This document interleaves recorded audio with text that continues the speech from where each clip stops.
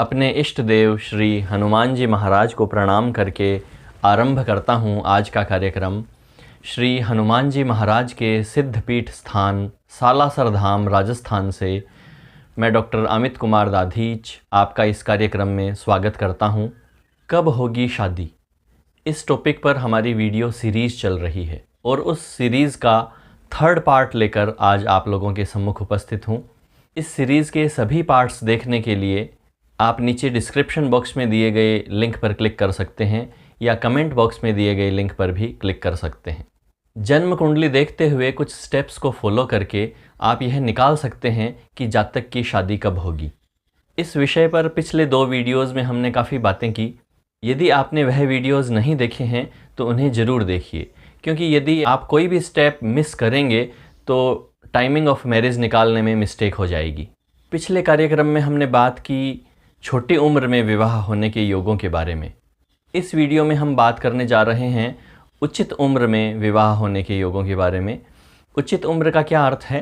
ज्योतिष शास्त्र में 18 वर्ष की उम्र से लेकर 25 वर्ष की उम्र के बीच में विवाह होना उचित उम्र में विवाह माना गया है। फिर हम बात करेंगे विवाह में विलंब के योगों के बारे में।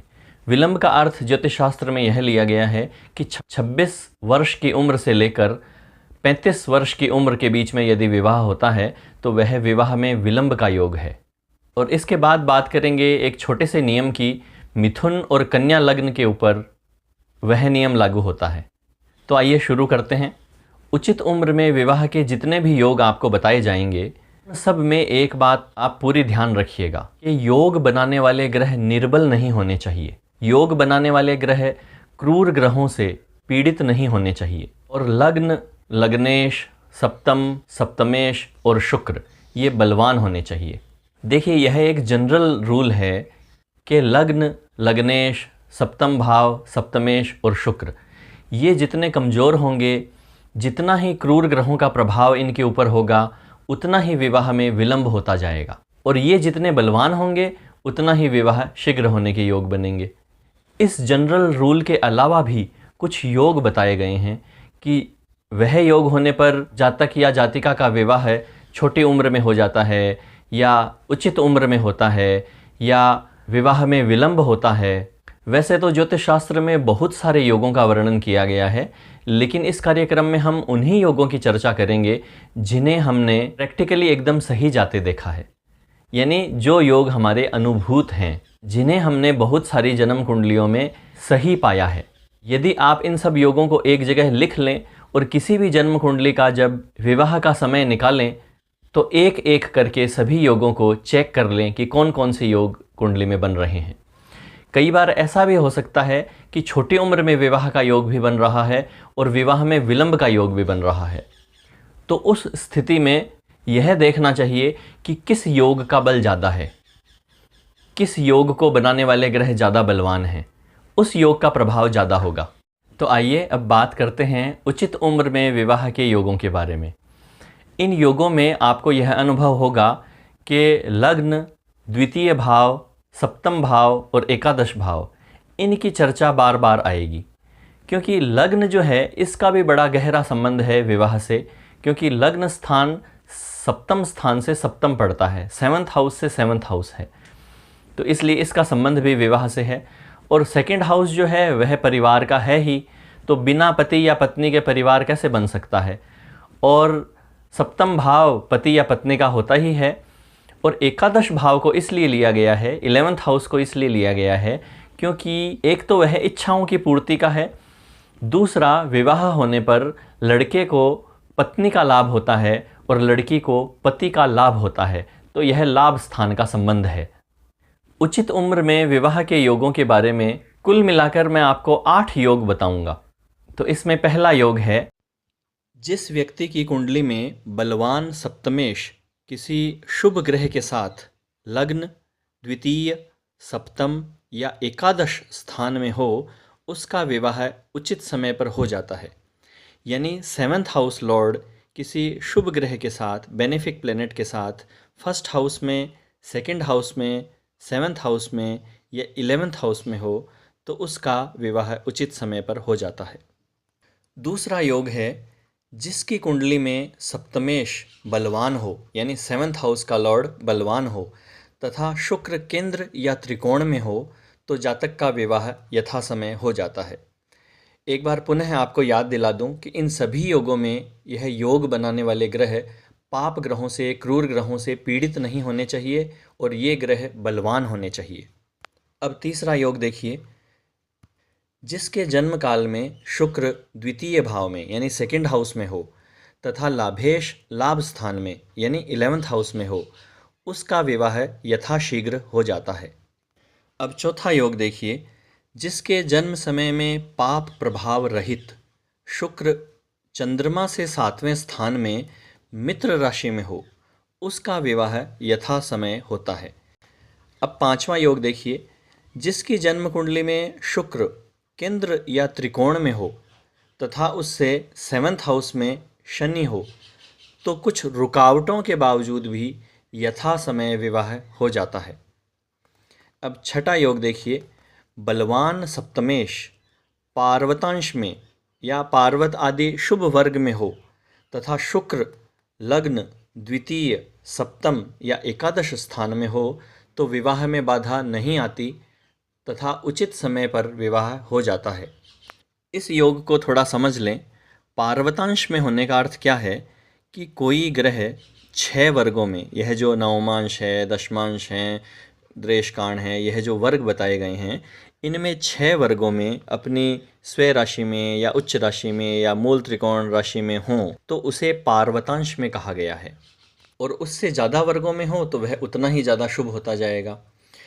तो बलवान सप्तमेश यदि पार्वतांश में हो या उससे ज़्यादा और ऊंची कैटेगरी जो होती है उनमें हो, यानी 6 वर्गों में अपनी स्वयं राशि, उच्च राशि या मूल त्रिकोण राशि में हो, या उससे ज़्यादा वर्गों में अपनी स्वयं राशि, उच्च राशि या मूल त्रिकोण राशि में हो, और शुक्र 1st house, 2nd house, 7th house या 11th हाउस में हो, तो शादी में कोई बाधा नहीं आती और टाइम पर शादी हो जाती है। अब 7वां योग देखिए।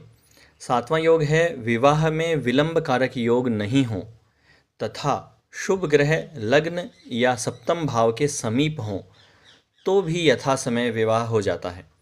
अब देखिए, विवाह में विलंब कारक योगों की चर्चा अभी हम करने वाले हैं। तो उनमें से कोई योग जन्म कुंडली में नहीं हो और शुभ ग्रह लग्न या सप्तम भाव के समीप में हो। अब यह लग्न या सप्तम भाव के समीप में हो का क्या अर्थ है? इसका अर्थ है कि जो लग्न मध्य है, यानी 1st हाउस का जो मिडिल पॉइंट है, भाव मध्य है प्रथम भाव का, उससे 30 डिग्री की दूरी पर, उससे 30 डिग्री के अंदर अंदर की दूरी पर यदि कोई ग्रह है, वह 12th में भी हो सकता है, वह 2nd में भी हो सकता है, लेकिन भाव मध्य से 30 डिग्री के अंदर अंदर हो। इसी तरह 7th हाउस का जो भाव मध्य है, उससे भी 30 डिग्री आगे या 30 डिग्री पीछे के अंदर कोई ग्रह है, तो वह सप्तम भाव के या लग्न भाव के समीप कहलाएगा।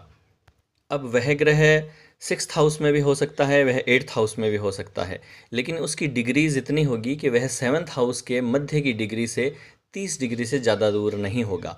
तो ऐसी स्थिति यदि बने तो भी उचित समय पर, यथा समय पर विवाह हो जाता है। अब अंतिम योग की बात करते हैं। ऐसा कहा गया है कि विवाह में विलंब कारक योग न हो, जिनकी अभी हम चर्चा करने वाले हैं, कि विवाह में लेट होने के योग नहीं हो, तथा सप्तमेश सप्तम स्थान के समीप हो, तो भी विवाह यथा समय हो जाता है। अब देखिए, विवाह में विलंब कारक योग नहीं हो और 7th हाउस का लॉर्ड, 7th हाउस मध्य जो है वह जितने डिग्री का है उससे 30 डिग्री से ज़्यादा दूर नहीं हो, पीछे भी हो सकता है, आगे भी हो सकता है, वह 6th में भी हो सकता है, वह 8th में भी हो सकता है, लेकिन उसकी डिग्री 30 डिग्री से ज़्यादा दूर नहीं हो 7th हाउस के मिडिल पॉइंट से, भाव मध्य से, तो भी विवाह यथा समय हो जाता है। तो ये थे विवाह उचित उम्र में होने के योग। आइए अब बात करते हैं विवाह में विलंब के योगों के बारे में। यह कुल मिलाकर 10 योग आपको बताऊंगा। इसमें सबसे पहला योग है कि यदि सप्तम भाव का स्वामी यानी 7th हाउस लॉर्ड अपने भाव से 5वें या 6ठे भाव में हो, यानी 7th हाउस से 5th हाउस या 6th हाउस में हो, तो विवाह में विलंब होता है। या फिर लग्नेश से यानी 1st हाउस के लॉर्ड से 7th हाउस का लॉर्ड यदि 5वें या 6ठे स्थान में हो, तो भी विवाह में विलंब होता है। अब देखिए, यदि आपको याद हो तो पिछले कार्यक्रम में हमने शीघ्र विवाह के योगों में एक योग बताया था कि 7th हाउस का लॉर्ड 11th हाउस में हो और शुक्र 2nd हाउस में हो तो छोटी उम्र में विवाह हो जाता है। अब यहाँ जब हम यह योग बता रहे हैं तो यह कॉन्ट्राडिक्टरी बात हो गई, विरोधाभास वाली बात हो गई कि सप्तमेश यदि एकादश भाव में हो तो एक तरफ विवाह में विलंब का योग बताया गया है, दूसरी तरफ शीघ्र विवाह का योग बताया गया है। लेकिन यदि आप दोनों योगों को ध्यान से समझेंगे तो इसमें यह कहा गया है कि सप्तमेश लाभ स्थान में होने के साथ साथ शुक्र द्वितीय स्थान में हो और शीघ्र विवाह होने के योगों में यह कहा गया है कि योग बनाने वाले ग्रह बलवान होने चाहिए, उन पर कोई क्रूर ग्रहों का, पाप ग्रहों का प्रभाव नहीं होना चाहिए। इस बात को थोड़ा स्पष्टतया समझने के लिए आपको मैं एक जन्म कुंडली दिखा रहा हूँ। अब इस जन्म कुंडली में देखिए कि 7th हाउस का लॉर्ड 11th हाउस में है और शुक्र 2nd हाउस में है। इसके बावजूद भी इनका विवाह अभी तक नहीं हुआ है। इनका 32वां वर्ष चल रहा है, 31 साल इन्होंने कंप्लीट कर लिए अपनी उम्र के। तो इसका कारण क्या है कि यहाँ पर शुक्र के ऊपर शनि और मंगल 2 पाप ग्रहों की दृष्टि है, जबकि शीघ्र विवाह के योगों में कहा गया है कि योग बनाने वाले ग्रहों पर क्रूर ग्रहों का प्रभाव नहीं होना चाहिए। तो यहाँ यह जो विलंब का योग है कि सप्तम भाव का स्वामी अपने भाव से पंचम या छठे में हो तो विवाह में विलंब होता है, वह यहाँ काम कर रहा है। अब एक यह दूसरी जन्म कुंडली देखिए, यहाँ पर लग्नेश से यानी 1st हाउस के लॉर्ड से 7th हाउस का लॉर्ड 5th है, तो यह भी विवाह में विलंब का योग है। इनकी उम्र 37 वर्ष हो गई है, 37 ईयर्स के हो गए हैं ये, फिर भी इनका विवाह अभी तक नहीं हुआ है। कारण और भी बहुत सारे हैं, क्योंकि केवल इतने से ही कारण से ऐसा नहीं होता है, लेकिन यह एक बड़ा कारण है। यह मैंने कई जन्म कुंडलियों में देखा है कि 12th हाउस में यदि सप्तमेश बैठता है तो वह भी अपने भाव से 6th होता है, यानी 7th हाउस से 6th हाउस में होता है। और लग्नेश से यदि पंचम में या छठे में सप्तमेश बैठता है तो वह भी विवाह में विलंब कराता है। साथ में अंशों का यानी डिग्रीज़ का विचार जरूर कर लेना चाहिए कि लग्नेश की कितनी डिग्री है, सप्तमेश की कितनी डिग्री है, और वह अंशात्मक पंचम या षष्टम में है क्या, और इसी तरह सप्तम भाव के कितनी डिग्री है और उस डिग्री के हिसाब से सप्तमेश उससे पंचम में या छठे में है क्या। अब बात करते हैं विवाह में विलंब के दूसरे योगों के बारे में। अब जो विवाह के योग मैं आपको बताने जा रहा हूँ, इन योगों में कुछ उम्र का उल्लेख किया गया है, यानी ऐसा कहा गया है कि यह योग होने पर 35 साल की उम्र में विवाह होगा, यह योग होने पर 32 साल की उम्र में विवाह होगा। तो यह जो विवाह की उम्र बताई गई है, इसका अर्थ यह है कि इस उम्र तक विवाह में बाधा रहेगी और उस उम्र के बाद में जब भी दशा, अंतरदशा, गोचर और देश काल पात्र अनुकूल होंगे तब विवाह हो जाएगा। हालांकि इन योगों में एग्जैक्ट यह कहा गया है कि फलां योग होने पर 33 साल की उम्र में विवाह होगा, तो इसका अर्थ आप यह नहीं लें कि 33 साल की उम्र में ही विवाह होगा। इसका अर्थ आप यह लें कि 33 साल की उम्र तक विवाह में बाधा रहेगी और उसके बाद में जब भी दशा, अंतरदशा, गोचर और देश काल पात्र अनुकूल होंगे तब विवाह हो जाएगा। विवाह में विलंब का दूसरा योग है चंद्रमा से 7वें स्थान में शुक्र हो तथा उस राशि का स्वामी 11वें स्थान में हो तो 27 वर्ष की आयु में विवाह होता है। यानी चंद्रमा से 7th हाउस में शुक्र हो और उस राशि का स्वामी 11th हाउस में हो तो 27th ईयर की एज में शादी होती है। अब तीसरा योग देखिए, 3rd हाउस में शुक्र हो और 7th हाउस का लॉर्ड 9th हाउस में हो तो 30 वर्ष की आयु में विवाह होता है। अब चौथा योग देखिए, अष्टमेश अष्टम स्थान में हो यानी 8th हाउस का लॉर्ड 8th में ही हो और लग्नेश और शुक्र यानी 1st हाउस का लॉर्ड और शुक्र साथ साथ हों तो 33 वर्ष यानी 33 ईयर्स की एज में शादी होती है।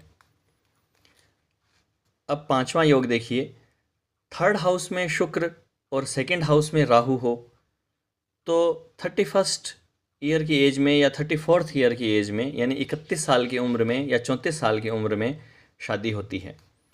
अब छठा योग देखिए, सप्तमेश पाप ग्रह के साथ त्रिकोण में यानी 7th हाउस का लॉर्ड किसी मेलिफिक प्लैनेट के साथ में त्रिकोण में हो तथा शुक्र पाप ग्रह के साथ सेकंड हाउस में हो तो विवाह 35 वर्ष की आयु में होता है। अब 7वां योग देखिए, लग्न द्वितीय एवं सप्तम में नीच या शत्रु राशि में पाप ग्रह हों तो विवाह में देरी होती है। यानी first house, second house, 7th house में नीच राशि में, शत्रु राशि में पाप ग्रह हों तो शादी में देरी होती है। अब 8वां योग देखिए, धन स्थान में शुक्र हो और धनेश मंगल के साथ हो तो 27 वर्ष तक विवाह में बाधा आती है। यानी सेकंड हाउस में वीनस हो, शुक्र हो और सेकंड हाउस का लॉर्ड मंगल के साथ हो, मार्स के साथ हो तो 27th ईयर की एज तक शादी में अड़चन आती है। अब 9वां योग देखिए, सप्तम स्थान की राशि के नवमांश में लग्नेश हो। इसका अर्थ क्या है कि 7th हाउस में आपकी D1 चार्ट में जो राशि है उस राशि में नवमांश कुंडली में आपकी D1 चार्ट का लग्नेश हो और 7th हाउस का लॉर्ड D1 चार्ट में 12th हाउस में हो तो 26th ईयर की एज में या 28th ईयर की एज में शादी होती है। अब 10वां योग देखिए, 5वें घर में शुक्र हो यानी 5th हाउस में शुक्र हो, 4th हाउस में राहु हो, 7th हाउस में शनि हो तो 30 या 32 यानी 30th या 32nd वर्ष की आयु में शादी होती है। तो यह हमने बात की विवाह में विलंब के 10 योगों के बारे में। अब अंतिम बात आपको यह बताना चाहता हूँ जो कि मैंने अपने गुरुजी से भी सुनी, उनका भी यह अनुभव रहा और मैंने भी बहुत सी जन्म कुंडलियों में यह अनुभव किया कि जिन लोगों का जन्म मिथुन लग्न में हो या कन्या लग्न में हो उनका विवाह प्रायः 24वें वर्ष में यानी 24th ईयर में या 28th ईयर में या 32nd ईयर में या 36th ईयर में या 40th ईयर में यानी 24वें, 28वें, 32वें, 36वें या 40वें वर्ष में उनका विवाह होता देखा गया है। अब जब हम कहते हैं 24वां साल तो इसका अर्थ क्या है? इसका अर्थ है कि 23 साल उन्होंने अपने जीवन के पूरे कर लिए, 23 कंप्लीट हो गए तो 24वें साल में उनके विवाह के योग प्राय रहते हैं। यह सूत्र 100% तो सही नहीं जाता लेकिन आप इसे 80 से 90% सही जाता देखेंगे। यदि उस उम्र में इनकी कुंडली के अनुसार भी योग बन रहे हैं और दशा अंतरदशा और गोचर भी अनुकूल है और देश काल पात्र भी अनुकूल है तो यह सूत्र 100% सही जाता है, यह फार्मूला 100% सही जाता है। और भी बहुत सी बातें हैं जिन्हें करेंगे नेक्स्ट वीडियो में। आज के लिए इतना ही। नमस्कार।